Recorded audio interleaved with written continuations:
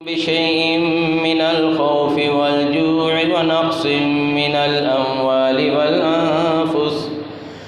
والأنفس والثمرات وبشر الصابرين.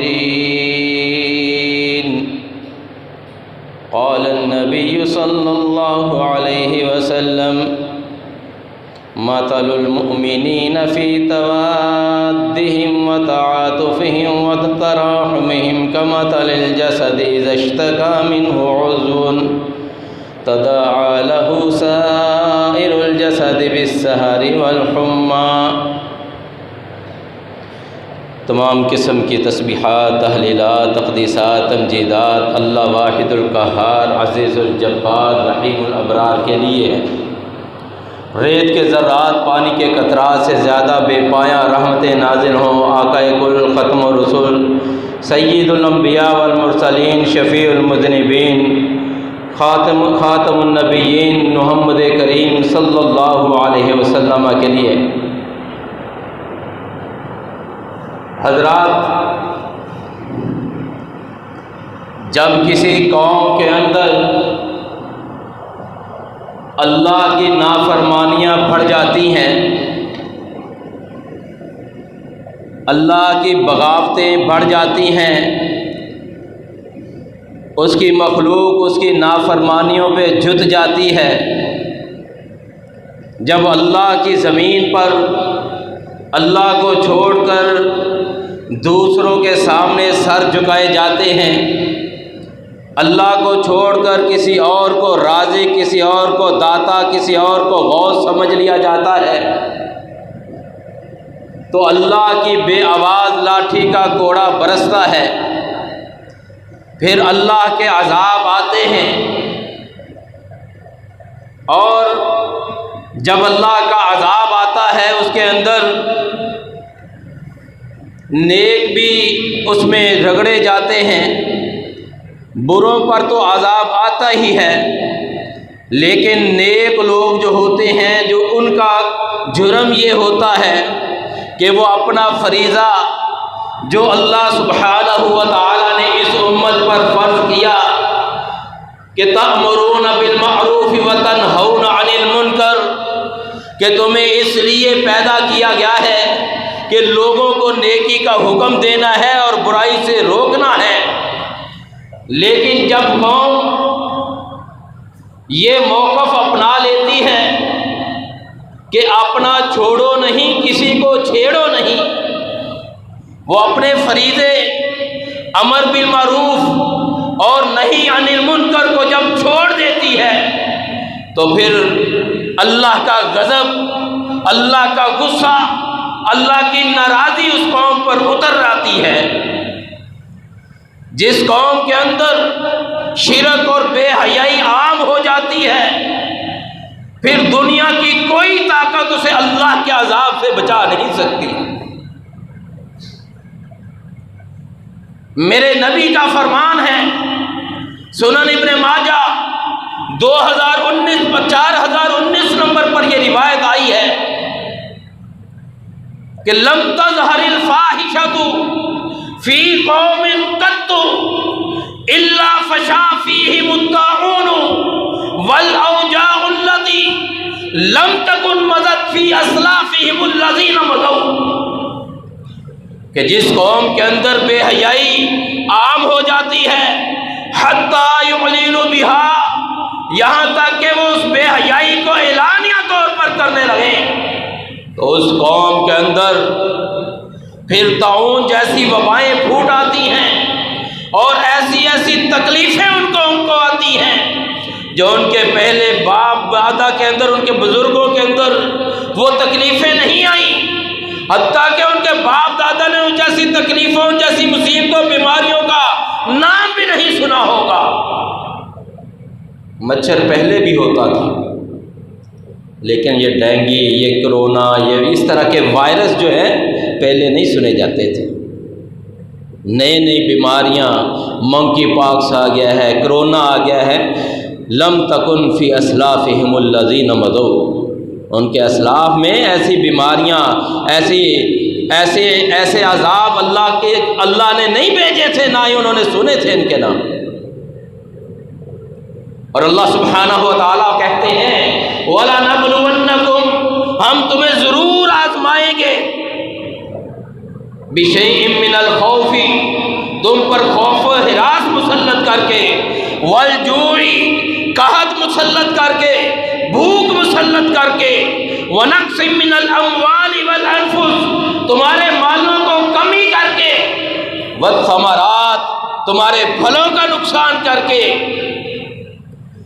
وَبَشِّرِ الصَّابِرِينَ، اور جو اس پر صبر کرتا ہے ان کے لیے بشارتیں، الذین اذا اصابتہم مصیبہ، کہ وہ لوگ جب ان کو مصیبت پہنچتی ہے تو کہتے ہیں انا للہ و انا الیہ راجعون اولئک علیہم صلوات من ربہم ورحمہ، یہ ایسے خوش نصیب ہیں کہ جو صبر کرتے ہیں، آہو وویلا نہیں کرتے، جو اللہ کے مخلوق کے سامنے اپنی فریادیں نہیں رکھتے، اللہ کے سامنے جھکتے ہیں، صبر کا مظاہرہ کرتے ہیں، اولئک علیہم صلوات من ربہم ورحمہ، ان پر اللہ کی رحمتیں، اس کی عنایتیں اتر آتی ہیں۔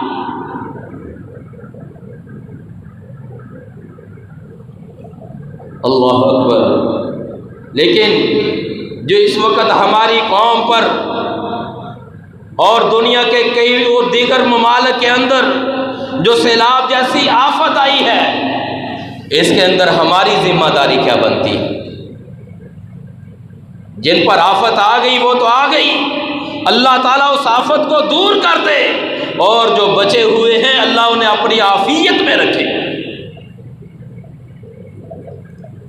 ان حالات کے اندر ہماری دوہری ذمہ داری بنتی ہے، ایک تو یہ کہ ہم اللہ کا شکر ادا کریں، اللہ نے ہمیں اس آزمائش آفت سے بچایا ہوا ہے، اور اللہ تعالیٰ ہمیشہ ان آزمائشوں اور آفتوں سے بچائے رکھے، کیونکہ جب آسمانی آفتیں آتی ہیں تو دنیا کی کوئی طاقت اسے روکنے کی طاقت نہیں رکھتی، صرف ایک اللہ ہے ان آفتوں کو ٹالنے والا، ان آزمائشوں کو ختم کرنے والا۔ ایک تو کہ اس رب کا شکر ادا کریں، کیوں؟ وَإِذْ تَأَذَّنَ رَبُّكُمْ لَئِن شَكَرْتُمْ لَأَزِيدَنَّكُمْ، تیرے رب کا یہ اعلان ہے کہ اگر تم شکر کرو گے تو میرا یہ وعدہ ہے میں تمہیں ضرور بھی ضرور مزید عطا کروں گا، وَلَئِن كَفَرْتُمْ إِنَّ عَذَابِي لَشَدِيدٌ، اور اگر تم نے ناشکری کی، میری نعمتوں کا کفر کیا تو سن لو میرا عذاب بڑا سخت ہے، میری پکڑ بڑی سخت ہے۔ جب میری پکڑ آتی ہے تو وہ تم وَلَوْ كُنْتُمْ فِي بُرُوجٍ مُشَيَّدَةٍ، تم مضبوط قلعوں اور محلوں کے اندر بھی چلے جاؤ تو تمہیں میری پکڑ سے کوئی بچانے والا نہیں ہے۔ یہ کلام سوات کے اندر کس قدر مضبوط انہوں نے محلوں کی صورت کے اندر ہوٹلز بنائے ہوئے تھے، لیکن وہ پانی کے ایک ریلے کی بھی طاقت تاب نہ لا سکے، اور وہ خسو خاشاک کی طرح، تنکوں کی طرح سیلاب کے اندر بہہ گئے۔ کون ہے اس کو روکنے والا؟ اور ہر ذی شعور جانتا ہے سیاحت کے نام پر ان ہوٹلز کے اندر کس قدر بے حیائی ہوتی ہے، سارے جانتے ہیں اس کو، الا ماشاء اللہ، جس کو اللہ بچائے وہی بچتا ہے۔ ہماری نوجوان نسل جو ٹورز کے نام پر یونیورسٹیز میں، کالجز سے جو ٹورز جاتے ہیں، بچیوں اور بچیوں کے مخلوط ٹورز جاتے ہیں، کون ہے اس کی گارنٹی دیتا کہ اس میں بے حیائی نہیں ہوتی؟ الامان والحفیظ۔ اللہ اکبر۔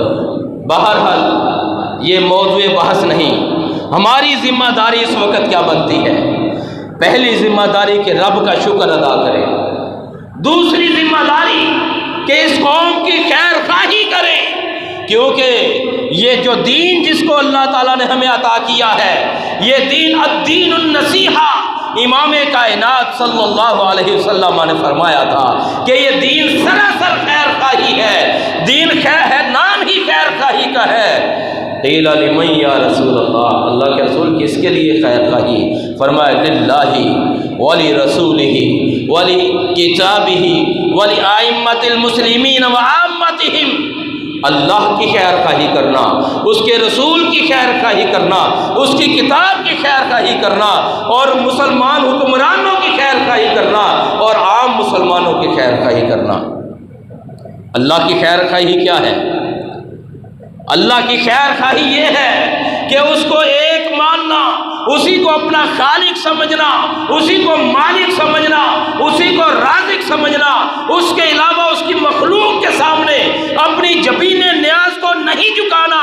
اور جو امت در در کی ٹھوکریں کھاتی پھرتی ہے، در در کی ڈھیریوں پر جھکتی ہے، اس امت کو ایک اللہ کی طرف لے کر آنا، اس کے رسول کی خیر خواہی یہ ہے کہ اس کی رسالت کو ماننا، اس کی نبوت کی تصدیق کرنا، اور اسی کو اپنے لیے مقتدا رہبر و رہنما سمجھنا۔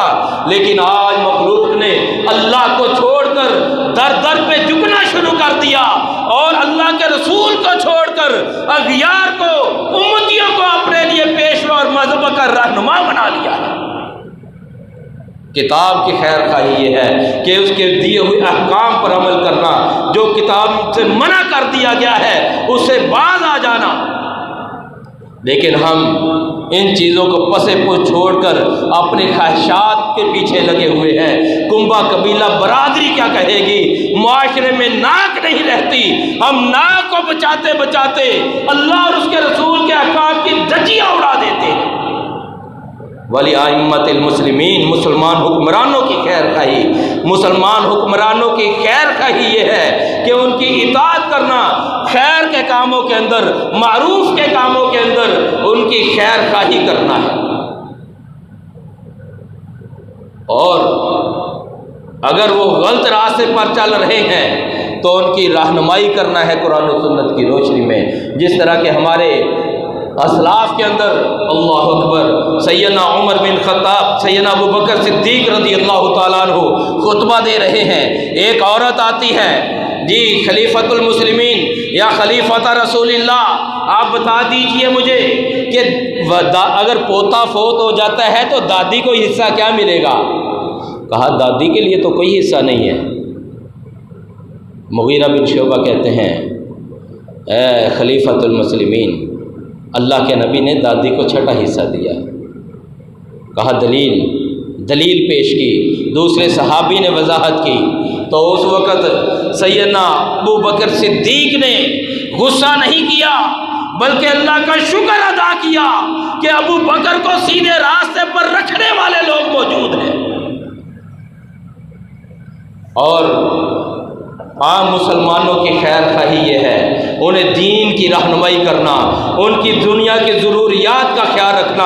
اگر کوئی مصیبت میں ہے، جس طرح اس وقت ہمارے بھائی ہماری بہنیں پریشانی میں ہیں، ان کے ساتھ تعاون کرنا۔ جس طرح ہجرت کے موقع پر جب مسلمان لٹے پٹے جب مدینے جاتے ہیں تو انصار نے کس طرح اپنی کھیتی باڑی کے اندر، اپنے کاروبار کے اندر ان کو شریک کر لیا تھا۔ یہ ہے مسلمانوں کی خیر خواہی۔ لیکن ہماری خیر خواہی کیا ہے؟ مسلمان آزمائش میں گرے ہوئے ہیں۔ 40 والی چیز 4000 کی بکنے لگ گئی، جو چیز 50 کی تھی اسے 300 روپے کلو میں بیچنا شروع کر دیا مسلمانوں نے۔ اور اس وقت مسلمانوں کو جن چیز اشیاء خور و نوش کی ضرورت تھی، ظالموں نے آٹے کے اندر پھک ملا کے لوگوں کو کھلانا شروع کر دیا۔ عذاب کیسے نہ آئے؟ مصیبتیں کیوں نہ آئے پھر ہمارے اوپر؟ ہم پر اللہ کے عذاب کیوں نہ آئے؟ ہم اللہ کے عذاب کو خود دعوت دیتے ہیں۔ اس وقت مسلمانوں کو خیمے کی ضرورت 600 والا 6000 میں بکنے لگا۔ حالانکہ مسلمانوں کا طریقہ کار تو یہ تھا کہ اس وقت لٹے پٹے مکہ سے آتے ہیں تو جن کے پاس 2 بیویاں تھیں انہوں نے کہا کہ میں اپنی جو بیوی پسند ہو، 9 عورتوں میں سے جو تجھے پسند ہے میں اسے طلاق دیتا ہوں، تو اس سے شادی کر کے اپنا گھر بسا لے، تجھے کھیتی باڑی کی ضرورت ہے، میری اتنی جگیر جائیداد ہے اس میں سے آدھا حصہ تیرا ہے۔ یہ ہے مسلمانی، یہ ہے اسلام کی تعلیم۔ اخوت اس کو کہتے ہیں، چبھے کانٹا جو کابل میں ہندوستان کا ہر پیر و جماع بے تاب ہو جائے۔ یہ اخوت ہے۔ رسول اللہ صلی اللہ علیہ وسلم نے فرمایا تھا المسلم اخو المسلم، مسلمان مسلمان کا بھائی ہے، لا یظلمہ ولا یخذلہ ولا یسلمہ، مسلمان مسلمان کا بھائی ہے، وہ اس پر ظلم و زیادتی نہیں کرتا، اسے ذلیل و رسوا نہیں کرتا، ولا یسلمہ، مصیبت کے وقت اسے بے یار و مددگار نہیں چھوڑتا۔ من نفس عن مسلم کربۃ من کرب الدنیا نفس اللہ عنہ کربۃ من کربات یوم القیامۃ، کما قال، جو مسلمان کی دنیا کی مصیبتوں میں سے ایک مصیبت دور کرتا ہے، اللہ اس کے بدلے میں قیامت کی مصیبتوں میں سے اس کی مصیبت دور کر دے گا۔ اور دوسری روایت میں ہے وَمَنْ فَرَّجَ عَنْ مُسْلِمٍ، کہ جو مسلمان کے لیے کشادگی پیدا کر دیتا ہے، اس کی تکلیف کو ختم کر دیتا ہے، اللہ قیامت کے دن اس کے لیے آسانیاں پیدا کرے گا، اس کے لیے اس کی آزمائشیں ختم کر دے گا۔ واللہ فی عون العبد ما کان العبد فی عون اخیہ، اللہ تعالیٰ اپنے بھائی کی، اپنے بندے کی مدد کرتا رہتا ہے جب تک یہ اپنے بھائی کی مدد کرتا رہتا ہے۔ ہمارا رویہ کیا ہے؟ چل کوئی نہیں، انہوں نے کہا رہی ہے نا مصیبت، اسی تو شکر محفوظ ہے نا۔ جب ہمسائے کے گھر میں آگ لگی ہے وہ تیرے گھر بھی آ سکتی ہے، اس لیے اگر اپنے گھر کو بچانا چاہتے ہو تو ہمسائے کی آگ کو بجھانا سیکھو۔ اپنے لیے تو ہر کوئی جیتا ہے، زندگی یہ ہے، انسانیت یہ ہے، اسلام کی تعلیم یہ ہے کہ دوسروں کے لیے جینا سیکھیے، دوسروں کے دکھ درد بانٹیے۔ جب دوسروں کے دکھ درد بانٹیں گے تو اللہ آپ کے دکھ درد آٹومیٹکلی ختم کر دے گا۔ جس طرح کہ ایک حدیث میں آتا ہے جب کوئی بندہ اپنے مسلمان بھائی کے لیے اس کی پیٹھ پیچھے دعا کرتا ہے، اللہ اس پر فرشتہ مقرر کر دیتا ہے، جو یہ دعا اپنے بھائی کے لیے کرتا ہے فرشتہ اس کے لیے دعائیں کرتا ہے، اللہ یہ آسانیاں، یہ خیر جو اس نے اپنے بھائی کے لیے مانگی ہے اس کو بھی عطا فرما دے۔ اور آقا علیہ السلام نے فرمایا تھا والذی نفس محمد بیدہ، مجھ محمد کو ذات کی قسم ہے جس کے ہاتھ میں مجھ محمد کی سانسیں ہیں، لا یؤمن احدکم حتی اکون احب الیہ من والدہ وولدہ والناس اجمعین حتی یحب لاخیہ ما یحب لنفسہ، تم میں سے اس وقت تو کہ مومن ہی نہیں ہو سکتا یہاں تک کہ اپنے بھائی کے لیے بھی وہی چیز پسند کرے جو اپنے لیے پسند کرتا ہے۔ اور آقا علیہ السلام کا فرمان ہے ارحموا ارحموا ترحموا واغفروا یغفر لکم، تو کہ تم دوسروں پر رحم کرو گے مالک تم پر رحم کرے گا، دوسروں کو معاف کرو گے اللہ تمہیں معاف کر دے گا۔ اور اسی طرح رسول اللہ صلی اللہ علیہ وسلم کا فرمان الراحمون یرحمہم الرحمن، جو دوسروں کے لیے شفقتیں کرتا ہے، جو دوسروں پر عنایتیں کرتا ہے، جو دوسروں کے لیے محبتیں رکھتا ہے، اللہ تعالیٰ اس پر رحمان، اس پر رحم کرتا ہے۔ ارحموا اہل الارض یرحمکم من فی السماء، تم اہل زمین پر رحم کرو جو آسمان والا تم پر رحم کرے گا۔ اور فرمایا لا یرحم اللہ من لا یرحم الناس، جو لوگوں پر رحم نہیں کرتا اللہ اس پر رحم نہیں کرتا۔ اگر ہم چاہتے ہیں اللہ کی رحمتیں ہم پر اتریں، اللہ کی رحمتوں کی برکھا ہم پر اس کا نزول ہو جائے، اللہ ہمارے گھروں میں آسانیاں پیدا کر دے، تو پھر دوسروں کے دکھ درد میں شریک ہونے کا یہ موقع ہے۔ ان کی آزمائشیں، ان کی تکلیفوں میں ان کے دست و بازو بنیے، آسمان والا تمہارے دست و بازو بن جائے گا۔ اور یہ سودا بڑا سستا ہے اور بڑا قیمتی سودا ہے، یہ جنت کا سودا ہے۔ آج اللہ کی مخلوق پر رحم کرو گے تو مالک جو ہے تم پر رحم کرے گا، تمہارے کاروبار میں بھی برکتیں آئیں گی، کیوں؟ اللہ کا یہ وعدہ ہے۔ اور ومن اصدق من اللہ قیلا، اللہ سے بڑھ کر سچی بات اور کس کی ہو سکتی ہے؟ اللہ کا وعدہ ہے وما انفقتم من شیء فهو یخلفہ، کہ تم جو چیز بھی خرچ کرو گے اللہ اس کا نعم البدل دے گا۔ اللہ کا سودا ایسا ہے، ہم دنیا والے تو کسی کا حق رکھ سکتے ہیں، لیکن مالک سے جو تجارت کی جاتی ہے، مالک سے جو سودا کیا جاتا ہے، اللہ اس کا بدل عطا کرتا ہے اور بہترین بدل عطا کرتا ہے۔ اس لیے اللہ کی راہ میں خرچ کرتے ہوئے گھبرایا نہ کریں۔ اللہ سے آپ سودا کر رہے ہیں کہ مخلوق سے نہیں، مخلوق سے سودا کرو گے تو دھوکے کا خدشہ ہے، لیکن مالک جو وہ تو رزاق ہے، اس سے سودا کر لو تو یہ سودا مہنگا نہیں ہے۔ الا ان سلعۃ اللہ الغالیہ، خبردار اللہ کا سودا بڑا قیمتی ہے، بڑا مہنگا سودا ہے، یہ جنت کا سودا ہے یہ، اور جس کو جنت مل جائے فمن زحزح عن النار وادخل الجنۃ فقد فاز، جو جہنم کے بڑھتے ہوئے شعلوں سے بچا کر جنت میں داخل کر دیا گیا، اس نے اپنی مراد کو پا لیا، اپنی حقیقی کامیابی کو پا لیا۔ اور رسول اللہ تعالیٰ فرماتے ہیں وَأَمَّا إِذَا مَا ابْتَلَاهُ فَقَدَرَ عَلَيْهِ رِزْقَهُ، کہ انسان کو جب اللہ تعالیٰ آزماتا ہے، اس کے رزق میں تنگی کرتا ہے، کہتا ہے مالک نے مجھے ذلیل کر دیا۔ حقیقت یہ نہیں ہے، حقیقت یہ ہے کہ ہرگز نہیں، بل لا تکریمون الیتیم، تم نے یتیم کو عزت ہی نہیں دی، ولا تحاضون علی طعام المسکین، مسکینوں کو ایک دوسرے میں کھانا کھلانے پر رغبت نہیں دی، بل تأکلون التراث اکلا لما، بلکہ تم نے میراث کو خوب ٹھونس کر کھایا۔ وَتُحِبُّونَ الْمَالَ حُبًّا جَمًّا، اور یہ دنیا کا یہ مال جو ختم ہونے والا ہے، اس سے بہت شدید تم نے محبت کی۔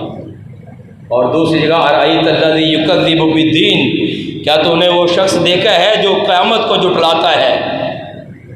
فَذَلِكَ الَّذِي يَدُعُّ الْيَتِيمَ، یہ وہ بندہ ہے جو یتیم کو دھکے دیتا تھا۔ وَلَا يَحُضُّ عَلَى طَعَامِ الْمِسْكِينِ، کھانا کھلا اسے مسکین کو کھانا کھلانے پر رغبت نہیں دیتا تھا۔ عزیزو، آج ہمارے جو بھائی پریشان ہیں، دل کھول کر ان کے ساتھ تعاون کیجیے۔ جس طرح کے رسول اللہ صلی اللہ علیہ وسلم کے زمانے میں مضر قبیلے کے کچھ لوگ نبی علیہ السلام کے پاس آتے ہیں، ان میں سے صحابی کہتے ہیں اکثر مضر قبیلے سے تھے، بلکہ سارے کے سارے ہی مضر قبیلے کے تھے، ننگے بدن ہیں، پاؤں میں جوتے نہیں ہیں، اور ٹاٹ اور چادریں لپیٹی ہوئی ہیں، بھوک سے برا حال ہے۔ نبی علیہ السلام انہیں دیکھتے ہیں، نبی علیہ السلام فتمعر وجہ رسول اللہ، امام کائنات کا جو کھلکھلاتا چہرہ تھا اس کا رنگ بدل جاتا ہے۔ آپ پریشانی میں کبھی اندر جاتے ہیں، کبھی باہر نکلتے ہیں، اتنے پریشان، اتنے بے چین ہیں۔ نماز کا وقت ہوتا ہے، بلال اذان کہتے ہیں، نبی علیہ السلام نماز پڑھاتے ہیں، پھر نبی علیہ السلام نے خطبہ ارشاد فرمایا، اور نبی علیہ السلام نے یہ آیت پڑھی جو ہر خطبے میں پڑھا کرتے تھے، یا ایھا الناس اتقوا ربکم الذی خلقکم من نفس واحدہ، اے لوگوں اپنے اس رب سے ڈر جاؤ جس نے تمہیں ایک جان سے پیدا کیا۔ اور سورہ حشر کی آیت پڑھی، اتقوا اللہ، اللہ سے ڈر جاؤ، ولتنظر نفس ما قدمت لغد، ہر جان دیکھے اس نے اپنے لیے کل کے لیے کیا بھیجا ہے۔ اتقوا اللہ، اور اللہ سے ڈر جاؤ۔ اور پھر نبی علیہ السلام نے لوگوں کو یہ ساری صورتحال بتائی اور لوگوں سے چندے کی اپیل کی۔ کوئی آدمی درہم دے رہا ہے، کوئی دینار دے رہا ہے، کوئی گندم کا سا لے کر آ رہا ہے، کوئی کھجوروں کا سا لے کر آ رہا ہے، کوئی کپڑے لے کر آ رہا ہے، حتیٰ کہ لگاتار لوگ جو ہیں وہ ڈھیر لگا دیتے ہیں۔ صحابی کہتے ہیں دیکھتے ہی دیکھتے اناج کا ڈھیر لگ جاتا ہے، کپڑوں کا ڈھیر لگ جاتا ہے۔ فتحلل فرأیت رسول اللہ صلی اللہ علیہ وسلم، فرأیت وجہ رسول اللہ صلی اللہ علیہ وسلم، میں نے آقا علیہ السلام کا رخ زیبا دیکھا، یتحلل، وہ چمکنے لگا، کأنہ مذہبہ، گویا کہ وہ سونے کی ڈلی ہے۔ اور اس طرح رسول اللہ صلی اللہ علیہ وسلم نے فرمایا من سن فی الاسلام سنتا حسنتا، جو اسلام میں اچھا طریقہ جو شروع کرتا ہے اس کے لیے وہی اجر ہے جو بعد میں اس کے لیے وہ اجر ملے گا، اور بعد میں جتنے لوگ اسے دیکھ کر اس طریقے پر عمل کریں گے اس کو ان کا اجر ملتا رہے گا، اور اس کے عمل سے ان کے اجروں سے کوئی کمی نہیں واقع ہوگی۔ اس لیے بھائیو خیر کی چابیاں بنیں اور اس موقع پر زیادہ سے زیادہ صلاح زدگان کے حوالے سے تعاون کریں، اور اپنا تعاون بالخصوص ان لوگوں کو دیجیے جن کا یقین ہے کہ یہ لوگ آپ کا تعاون کما حق وہاں تک پہنچائیں گے۔ جو لوگ اپنے پیٹ بھرتے ہیں ان سے بچیے، جو اپنی دکانداری کو چمکاتے ہیں ان سے بچیے، اگر ہو سکے تو آپ خود جائیں، خود نہیں جا سکتے تو انتہائی قابل اعتماد لوگوں کو دیجیے، اللہ آپ کا یہ تعاون قبول فرمائے گا، اور یہ آپ نے جو دے دیا انشاءاللہ وہ قبول ہوگا، اور اگر کوئی آگے نہیں پہنچاتا اللہ کے ہاں وہ مجرم ہے۔ آپ اپنے اس ذمہ داری سے بری ذمہ ہو جائیں گے، آپ کے ذمہ جو اللہ نے حق دیا لگایا ہے وہ آپ اس حق کو ادا کر چکے۔ اللہ سے دعا ہے کہ اللہ تعالیٰ اس مشکل گھڑی میں ہمیں اپنے بھائیوں کا دست و بازو بننے کی توفیق عطا فرمائے۔ وآخر دعوانا ان الحمد للہ رب العالمین۔